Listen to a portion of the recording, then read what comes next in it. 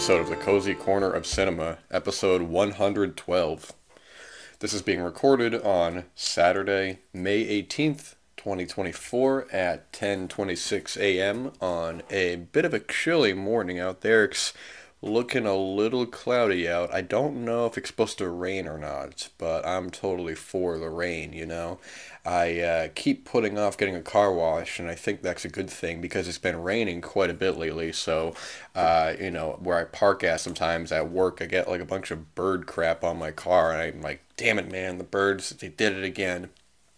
So instead of going to the car wash, I just let the rain do its work, man. It's great being in bed at night and hearing the rain outside and just being inside, all cozy and cuddled up with the cats and all that, man. And just hearing the wind outside, and it's just totally great, man. You go out, and if you park your car overnight outside, you wake up, you got a free car wash, and you're off to a great start of the day, man. And speaking of a great start, it's been just wonderful getting all this work accomplished lately, back into the throes of writing, and back with this book as well, which I'll talk about in a little bit, but writing's been going very exceptionally lately. I had to rewatch a film specifically for my writing, so maybe I'll talk about that in a bit, I don't know, perhaps when if I can get to it, should I get to it.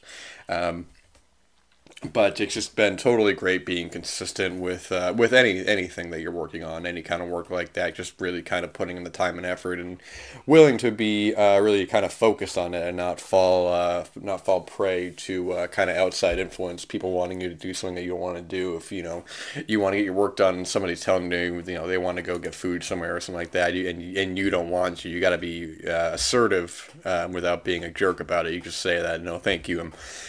I need to get this work done. I need to work on my own life, on my own dreams. Unless that's what you want to do, you want to go out and get food and socialize, and God bless you, man. If that's what you want to do, then we are all living an inspiration of you choosing the path in your life that you want. But I ain't about that. I'm about getting the work done, getting these films watched, getting these books read, getting this writing accomplished. And that's my primary goal, and nothing's gonna get in that way, man. No siree. If I gotta go out and I gotta do something, it's gotta be a bigger reason behind it other than just hanging out to hang out. There's got to be something more to it than just killing time and staring at the wall. It's just not going to happen, man. Life's far too short for that. But we all just have to be steadfast in our own kind of ambitions and what we want to get out of the day. If at the end of the day you want to look back and say that you had a good time with your friends, your acquaintances, lovers, family, anything like that, and that's totally you. At the end of the day, I'm looking forward to reflecting on what I accomplished that day, and to either duplicate it for tomorrow or improve upon tomorrow. That's our own kind of destiny we gotta follow through with. But I also have this great cup of coffee here, man, in this faded kind of Jeopardy mug. These mugs are so cool, man. This one's kind of faded over time, but it's one of these that when you heat it up, and it puts a hidden image on there. So you got this mustache there from Alex Trebek, R.I.P., but it's pretty faded now, so it's kind of just imprinted on it permanently. But either way, it's very cool. Very cool stuff.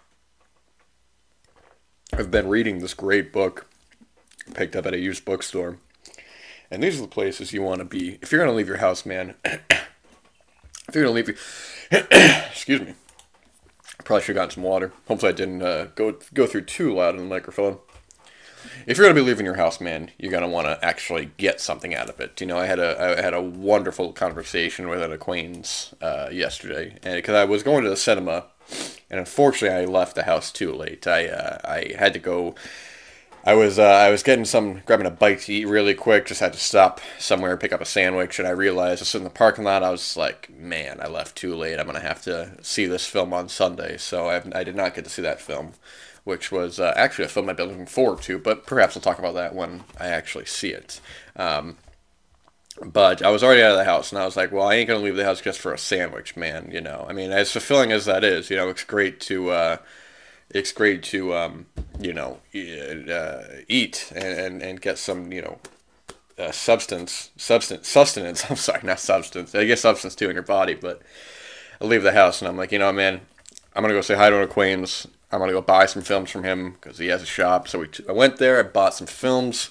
We talked about films. We had a fulfilling conversation, and then when it was time for me to go, I reflected back and I said that was a good way to get something out of it, man. Because not only are you getting films, adding to the collection, adding to the art in your life, and improving upon your life with these titles, but you're getting to conversate with somebody and actually get out of the conversation. We had a wonderful discussion about upcoming Blu-rays, upcoming films, turning each other on to films. It's just great. These are the people whom you want to associate with. That's what I always say is people you're actually going to, not necessarily just people you have the same kind of similar interests in. That's, now I'm saying it all, but people whose conversations you're going to actually get something out of and actually fulfill your own life and perhaps fulfill theirs as well, and not just, small talk endlessly. And there's nothing wrong with small talk. Of course, you want to be polite, you want to be kind, but you just meet some people and you just know there ain't going to be a worthwhile conversation out of it other than myriad sort of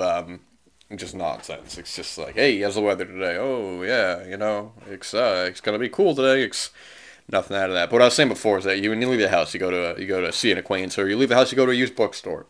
There's a wonderful bookstore nearby, used bookstore I always love going to. Such a wide array of topics, of genres, of different kinds of books, of different books of poetry or political books or comic books or informational book, anything of the sort. And they have a great little film section. I picked up this great book here because Midnight Cowboy has been on the mind lately, and I don't know what exactly kicked that off. It's sort of like this, something that's kind of been implanted in my brain. It's Midnight Cowboy, one of my very, very, very favorite films. Just a total perfect masterpiece. It's just a true seminal highlight of the 20th century and a highlight of film. It's just a brilliant, flawless. Calling it a masterpiece isn't even right. It's beyond that. But I can't sing the praises of that film enough. It's just a perfect film. Directed, of course, by John Schlesinger, who had an interesting career in his own right. He was an English filmmaker, came to America. I think that was his first American film. He had just finished Far from the Madding Crowd, and he came here to do Midnight Cowboy, which ended up winning Best Picture in 1969, and was sort of it predated Easy Rider. So really, you can kind of look at Easy Rider as definitely an inspirational success of just this independent filmmaking led by two outsiders who went against the system. But Midnight Cowboy, I would say, is I think a far stronger starting point in terms of just this kind of outsider cinema. You have this English filmmaker coming to America who's making this very American fable, a very tragic story, a very dark story, but getting into the heart of America at a turning point in its country, of just this fading sort of classic Americana symbol of a cowboy sort of in the gutter of New York at the time. And I don't mean in the gutter as a insult, not at all. I mean it's sort of just the old sort of with the new. And then ironically enough, actually, as an interesting symbol, you have John Wayne winning Best Actor for True Grit that year, and then Midnight Cowboy winning Best Picture the same year. So it's an interesting kind of parable there. But anyways, talking about John Schlesinger, to go on to do, he also did Darling as well, Marathon Man, also with Dustin Hoffman, I forgot to mention, who was co-star of Midnight Cowboy. Marathon Man as well is a really, really excellent film. Roy Scheider in that film as well. It's phenomenal. He did Sunday, Bloody Sunday in 1971, which I don't think I've seen. But my point that I'm getting to here is that I'm reading this book, Edge of Midnight, The Life of John Schlesinger. John Schlesinger passed away in 2003. And this book, the copyright on this, which is what you always want to look for when you're looking at a date on a book. This is copyright 2005, written by William J. Mann. This is towards the end of Schlesinger's life. It talks to him, associates of him, looks at, and it's interesting actually the way this is formatted, because I can't really say too much right now, so I'll have to go more in depth when I'm into it. So I'm only about 77 or 76 pages into it, so I really can't speak too much on it. So I'm not going to speak too much on it, but it's interesting. It's very interesting the way it's formatted, because the whole first section of the book kind of jumps into one of his later work something of a low point in his career. I think may have been his last film, which was The Next Best Thing, starring Rupert Everett and Madonna, and it talks about sort of his old age and sort of the frustrating production on it. Madonna was being very uncooperative and being something of a diva. Rupert Everett, who had a interesting relationship with John Schlesinger, he could be very difficult at times, but he could also be very kind and caring. And then when John got sick, and Rupert actually sent him, I think sent him some stuff, and but then like Madonna was already kind of bad mouthing the production even when Schlesinger was sick at this point. So it's an interesting way kind of to start at the end of his career with something of a low point, maybe the lowest point. I'm not sure. I haven't seen that film. It'd be very interesting to watch that film for context. That's why you watch a film like that, for context. It kind of you read a book like this, and these films that you may have not thought twice about are now in your subconscious to go, yes, I gotta go watch this film that normally I wouldn't have probably sought out on my own.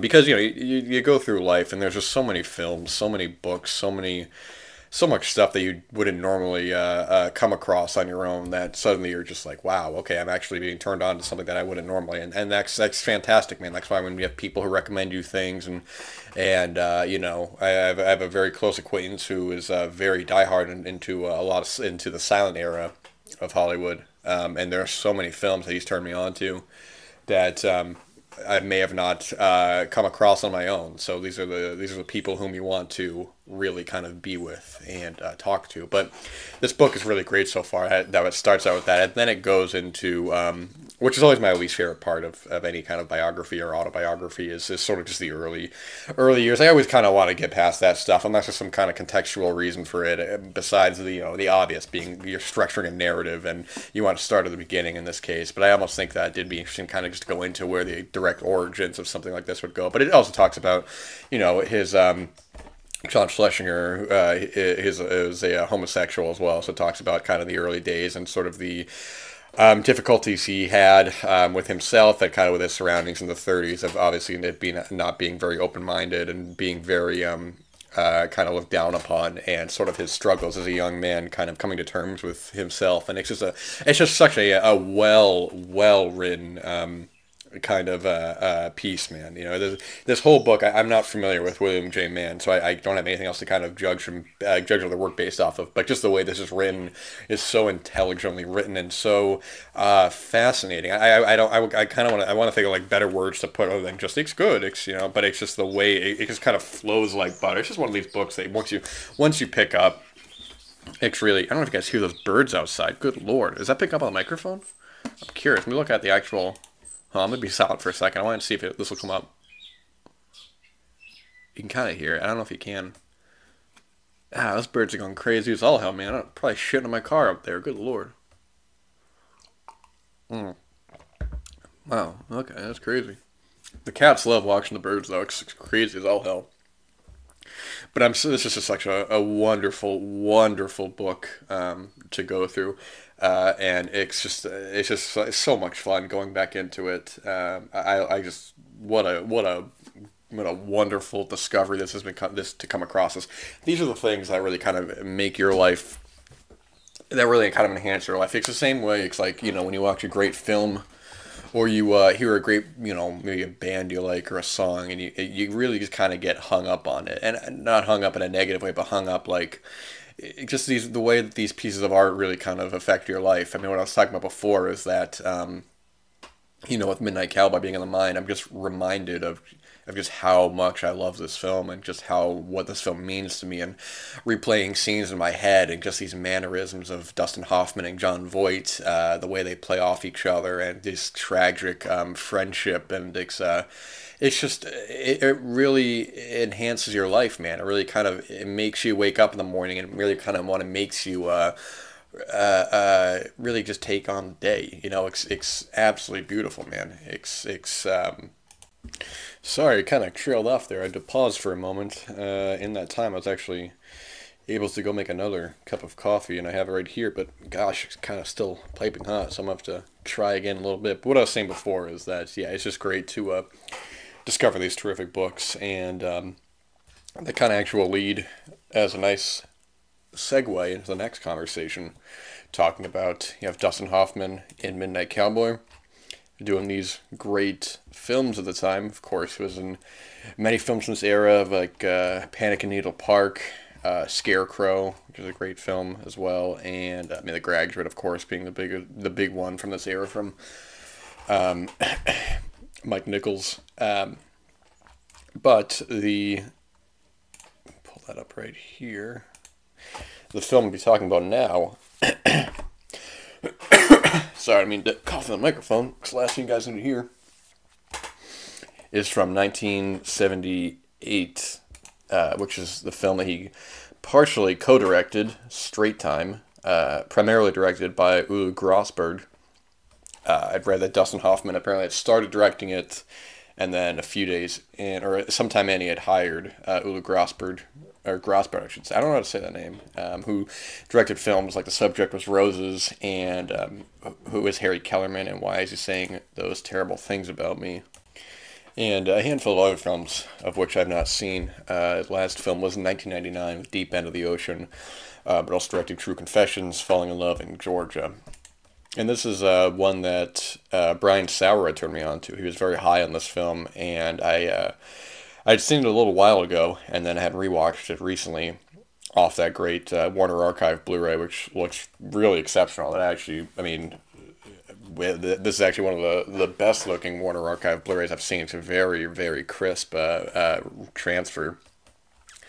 But you have a great cast in this. Dustin Hoffman starring, of course. You also have a lot of great character actors like Emmett Walsh in the film. You have Teresa Russell in here, Harry Dean Stanton, a young Kathy Bates.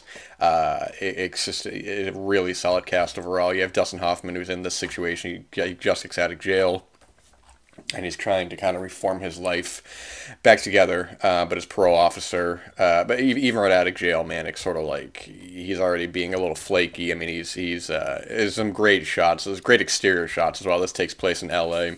It's a nice kind of contrast between the New York streets of Midnight Cowboy, as well as this being almost a decade later, but just some great sequences. It's very reminiscent of when Joe Buck is walking the streets of New York. We have great shots early on of Dustin Hoffman's character, Max, who's walking the streets as well. Great exteriors of the buildings, not so much the marquees, but just sort of like the different kind of storefronts and places that he goes into. He's supposed to be going into it's not a halfway house. It's somewhere what the hell? Somewhere the parole officers can keep an eye on you. Maybe it is halfway house. I don't know, but he goes into going to motels. He's already on the wrong foot, man, getting off on the wrong foot, and so Emmett Walsh is already on his case, man. He's saying he knows the power that he has over him. He's being very difficult to work with, but Max really is trying to do the best for him. Do the best for himself. I actually had to pause it for a second there. I'm stumbling over my words, talking like a bad man. I realized I didn't get enough water in me this morning, and that is always, always important. Maybe the most important thing you can have during the day. And this morning here I am drinking coffee, not even realizing that. I'm like, why am I feeling lightheaded? Why am I not saying my words correctly? And I'm like, damn, man, I haven't had enough water in me, so gotta have that, man. Always gotta have that with you, man. If you're carrying around like a water bottle, or one of those water jugs, anything like that, man. Just keeping yourself hydrated, because it's very, very easy to forget. And you're like, damn, man, why do I feel so weak? Why do I feel so lightheaded and I can't do anything? But back to the film.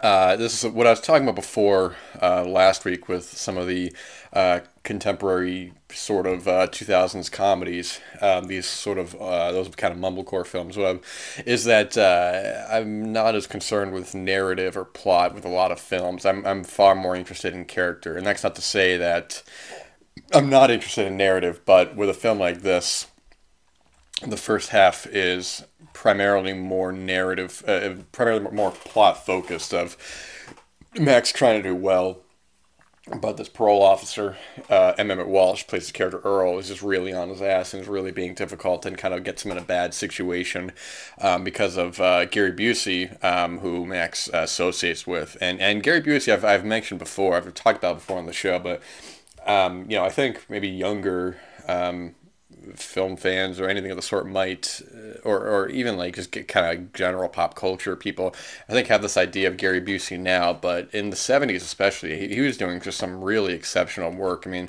his work in this, and then I always talk about Carney and Big Wednesday, and I mean even later on, not just the 70s, but I mean even later on, he's popping with stuff like Under Siege, in like a fun role, and DC Cab was a fun role there. I mean he was doing a lot of really interesting kind of roles that I know he had his accent later on. He's had like a brain injury or something. I don't know the specifics, but I know that after a certain point he wasn't able to function as strongly, but. Also in Gumball Rally, of course, if you remember that film, it's a very interesting film. Thunderbolt and Lightfoot, the Michael Cimino film, Lolly Madonna, XXX, underrated film. But he was a very good actor, and he is good here, but because of something that he gets involved with, basically Dustin Hoffman gets put in a situation where I don't want to give the whole thing away, but the plot sort of takes a back seat to just following this character and the more egregious kind of situations he gets himself into. And what I like about this film a lot is that it is as well sort of an on the run film, but it's not totally that, because it's not as certain films like that you can feel kind of the tension and the pressure of being closed in on. But this takes sort of a more relaxed kind of feel, which I think has that sort of almost hangout vibe in a way. I mean, this character realizes at a certain point that he's just getting himself deeper and deeper into a bad situation, but there's not this anxiety of just, oh man, I gotta get out of here, I gotta do this. I mean, there's one great sequence in the film when Harry Dean Stanton comes into the film and they're in the middle of something. And Harry Dean Stanton is telling him, like what are you doing, man? You're causing these problems, and Max isn't even focused on him. He's just focusing on his own sort of task at hand, and because of that, the problems that come with it. It's just following these really great characters as well. I mean, Harry Dean Stanton, I think, maybe he's known for playing a certain, I don't know, maybe people kind of see him in some of the David Lynch stuff and have an idea, but the sort of range that he had in a lot of these films, playing all different kinds of characters. I love him in, like, Two-Lane Blacktop, and he's great in, like, Cockfighter, of course, and just really, really exceptional and different kind of roles, man, that as throughout his whole career, of course, Paris, Texas. I love him in Repo Man, Christine. All from, well, actually, Repo Man and Paris, Texas are 84. Christine is 83. But those three different roles right there, man, are so unique in their own right. I mean, Paris, Texas, he's playing a very subdued, very quiet character with a traumatic past. On Repo Man, he's playing it up a bit more. He's a very nihilistic, comically nihilistic sort of guy. He has these, ordinary people. I hate them. And in Christine, he's playing a detective. He's playing a police officer looking for what's going on with it. But either way, I just think he's not he's just a really great character actor, and when he pops up in this, he has a lot more range than I think that maybe some people who have seen, I don't know, maybe some kind of his work would not totally expect. But this is just such a fantastic film, man. I love on the run films. I love just great character-driven films like this. Jake Busey as well actually has a small part in this. I think he's the kid. Yeah, he's the kid in the back seat, actually. Funnily enough, there's a great part early on where Max and Willie, Dustin Hoffman, and Gary Busey are hanging out in the car, and Willie's son is there as well. And it's just the escalation of this character, of just how far one can go from his. I mean, just. It kind of reminds me of what I was talking about a little while ago, the Life of Crime trilogy, sort of talking about people who want to. I mean, that's a documentary, so I think it's inappropriate if I say characters, but in terms of the context of this, I mean, a character who for every intent, should be reformed and should have this better life for themselves, and starting from somewhere, no matter where it is. I mean, like, for a while Max is doing well. He's got this kind of factory job at this like bottle place where he recycles all the bottles and stuff, so he's got a place of his own. He's doing well, but it's just the system that doesn't want him to succeed, and wants to kind of just keep him down. I mean, there's a whole great middle section of the film where you're wondering, like what is he even doing in the situation? Why is he here? And then you find out what's going on and the problems that come with that. It's a wonderful, wonderful film. Like I said, this has a really exceptional Warner Archive Blu-ray, as well as with Scarecrow from '73, I think, which I will have to rewatch as well. But as well, Dustin Hoffman in that film, also playing an ex-con. You have Gene Hackman in the film as well, directed by Jerry Schatzberg, which is just a really, really exceptional filmmaker in his own right. And, of course, connects right back to Dustin Hoffman with The Panic in Needle Park. So there you go, man. All comes right back full circle. So it's just great, man. Definitely want to be keeping an eye on a lot of these films. I mean, I think this era, the '60s and '70s, they seem to be so focused on, and that's a positive because there's so many great films that came out from this era.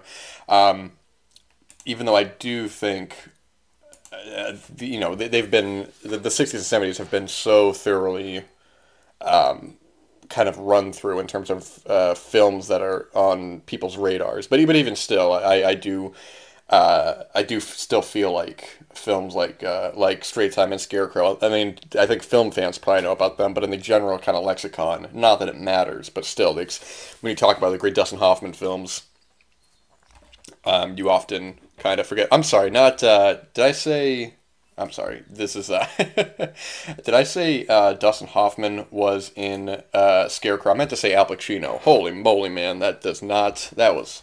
This is how early it is, folks. This is how early it is. My brain is all fried right now.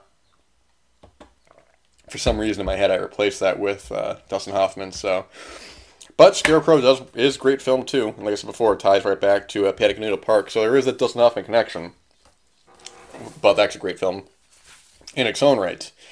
And I'm going to just end it right here, guys, because I'm going on in circles. I'm still waking up, and I'm not going to take up any more of your time. So thank you so much for listening to another episode, or if this is your first episode, thank you. I appreciate it. You guys have a wonderful day. Make sure you're working on your goals, on your dreams, making this life a beautiful one, and making this day a beautiful one. So take care, and I will be back next time.